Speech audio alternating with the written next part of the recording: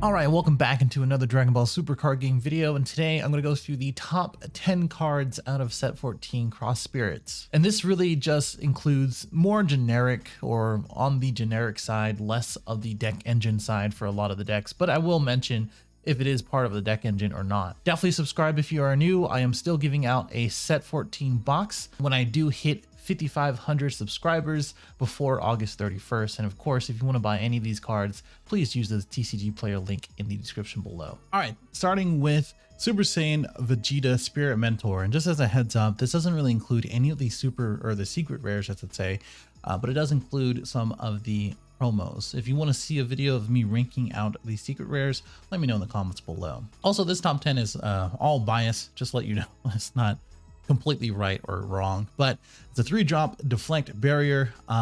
Basically, you get to play out a combo unison for 3 markers for the 3 energy. If you don't, you get to minus them 30k for one of their battle cards ignoring barrier. And then the auto says spirit boost -1.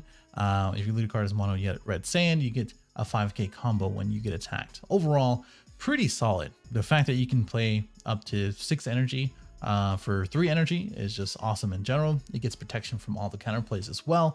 And if you don't, it is basically a Kaioken Goku where you get to minus something 30k. Anything, pretty much anything that isn't a secret. Next up is the Tapion. So this is basically Blue's new ruler.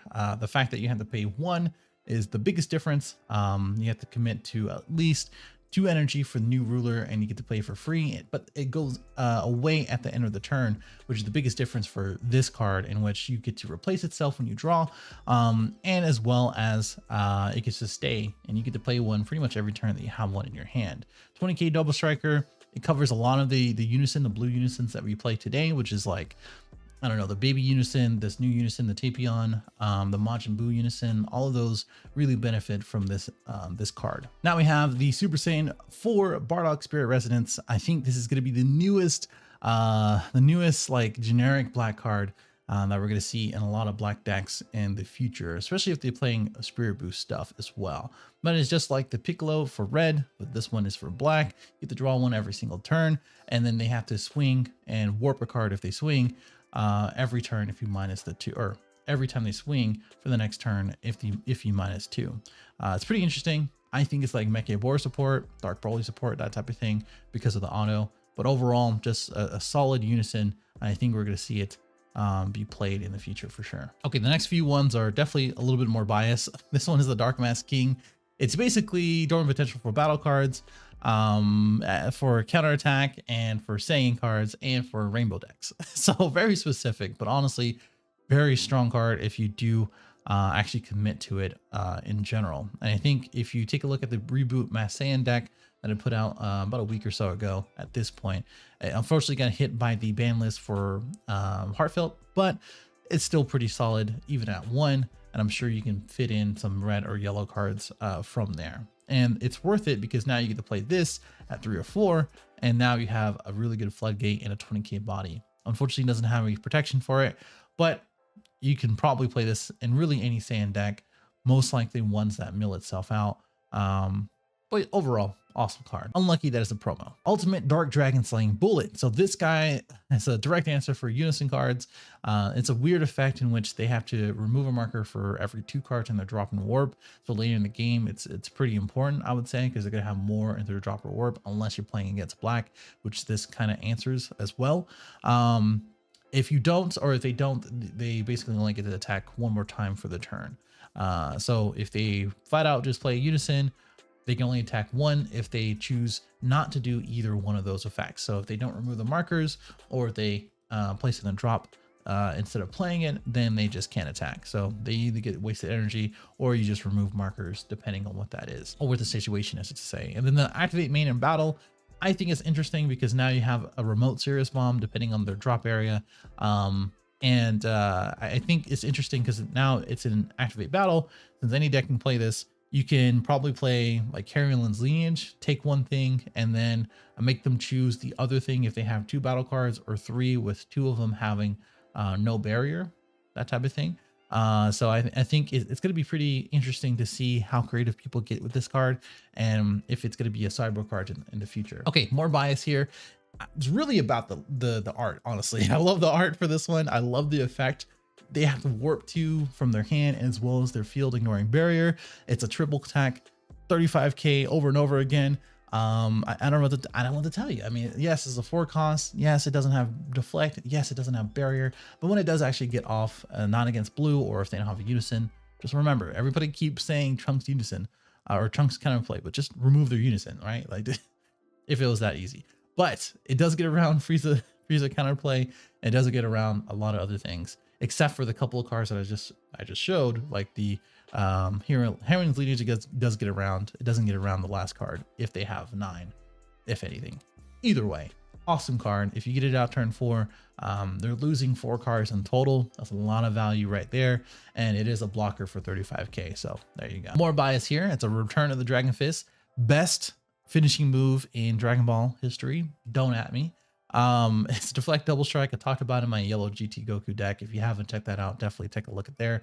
I talk about it all over and why this card is great. And there's Majin Buu. It's green Topo. There's not really much I should say about this. It's interesting because if this gets hit by like Tyrannical Blow or the Cold Bloodlust, the counter effect still goes off because it is if you played a card. But if you get Trounce counterplayed or something else that has a counterplay and they say no, put it in drop, it doesn't go off, which is pretty annoying because you have to play the card. Either way, awesome card.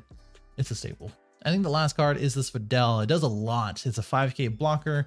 You pay 1 when they attack. You can still negate and still get this thing off. They have to pitch 2, and if they don't, you get to pop something several less. It is really good support for green in general.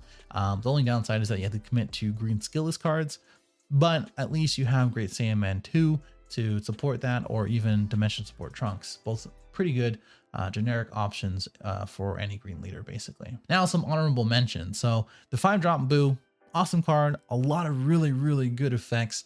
Wipes their board, wipes King Cold's board, wipes pretty much everything, including unisons, including your own. Just don't forget that. But they have to pitch 2, and then every time they attack, they have to pitch 2 for their leader swings too. And then it comes back if it's not warped or spinned or whatever else for that. The only downside is that you're waiting until turn 5. It's not really too much that you can do to cheat it out. You can play like the 4-drop extra card from the drop, like you can play it from the drop, but you won't get the actual effects other than it being in rest mode. So I mean, these things really pile up into the negatives, where this is probably not going to be played as much as people think. Same thing for the Spirit Bomb Unleashed Goku. This is the green's version of New Ruler, in which you have to Spirit Boost in order to get the double strike. But it is nice to see that you can remove a marker, and it is a 1 cost 15k or more depending on what Spirit Boost is. But as we go into this future format, people will understand how valuable markers are, and I think that's why this card is not going to be played as much. Speaking of, we have Tapion the Unison. Shout out to George for saying this is a bad card. I personally think it's awesome. The 19k or 20k on their side, which is why it gets switched to rest mode and drawing 1, which means overall it's going to be a more cheaper version, I should say, of the Baby Unison, which draws you 1. So I think it's going to be a pretty solid card. You get to warp or take 1 back, just give it back. I don't know the words, but give one of their cards back that is more than their energy if you use Spirit Boost, and then you have a 25k leader if you just don't use any of the markers. I think overall pretty solid card. It's a 5 marker when you play it and you draw 1. What more can you want, really? Then we have Zorre. So really solid card in the red Jiren deck. This paired with the new Kunchi gives it barrier as well.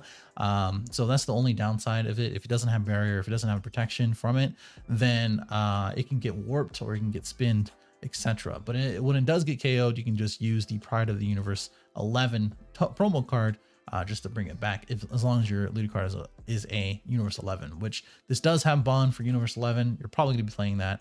I think Red Jiren is just solid in general.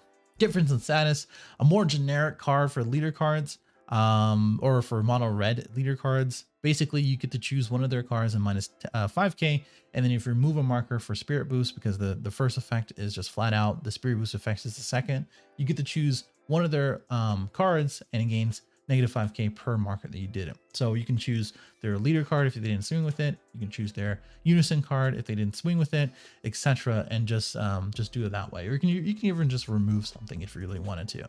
And it doesn't target the thing that it's actually attacking. And it doesn't negate anything either. So just keep those in mind. The last one is Rublu. I don't ever know how to say her name. Meticulous Investigator. This girl is pretty much the option or the answer for Mecha Frieza. The issue is that this card says 3 or less energy for it to use against an activate skill for something that they paid without the cost. It's just really weird. But I think hopefully it's just something to keep in mind that you're probably going to need it. This is what Bandai wanted. They didn't want to ban the leader. They wanted to ban Universe 9 for some reason, and then just print this card for you to go get it.